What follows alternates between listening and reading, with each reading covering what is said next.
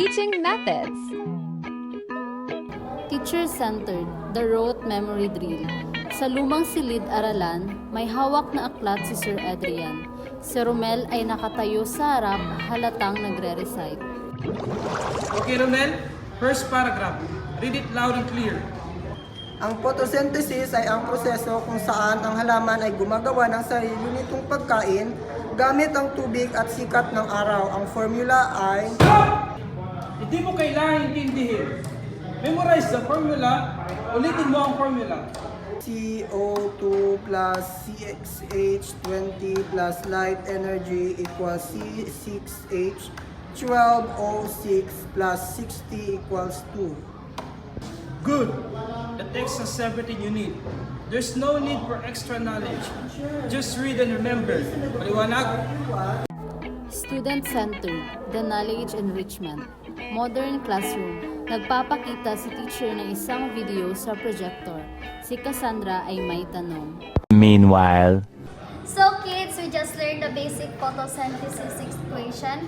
Now let's go beyond the book, and who can tell me why is CO2 so crucial in the process? Teacher, based on the documentary we watched, CO2 is what makes the food for that plant, diba? But I researched online, and they say the process is different when it's nighttime. Excellent question, Cassandra. So that's what we call the Calvin cycle. So the book only gives you the foundation. I am here to give you the context. This is how knowledge evolves. The more you ask, the more you learn. So, we need to know the basic and the deep stuff. Exactly. I am not here to just make you read. So I am here to help you understand and expand your knowledge. Go find and more. The teacher dialogue, faculty room. Teacher Adrian is reviewing a passage while Teacher Rach is checking online articles. one eternity later. Rach, bakit ang daming extra reading ang pinapagawa mo sa mga bata? Ang simple lang ng textbook. Sayang sa oras.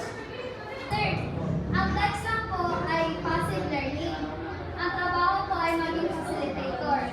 I help them connect the H2O and the CO2 to real world issues like climate change. Hindi lang sila nag-memorize, they are analyzing. Analysis? Noon. Pag sinabi kong A ang sagot. Walang extra analysis. Sir Adrian, Teacher Rach, I found an article about artificial photosynthesis I wanted to share. Artificial photosynthesis? Wow, this is not in the book. That's the difference, sir. You taught them what to read. I teach them how to find more. Sige na nga, siguro mas masaya kung alam ka pa ang beyond the text.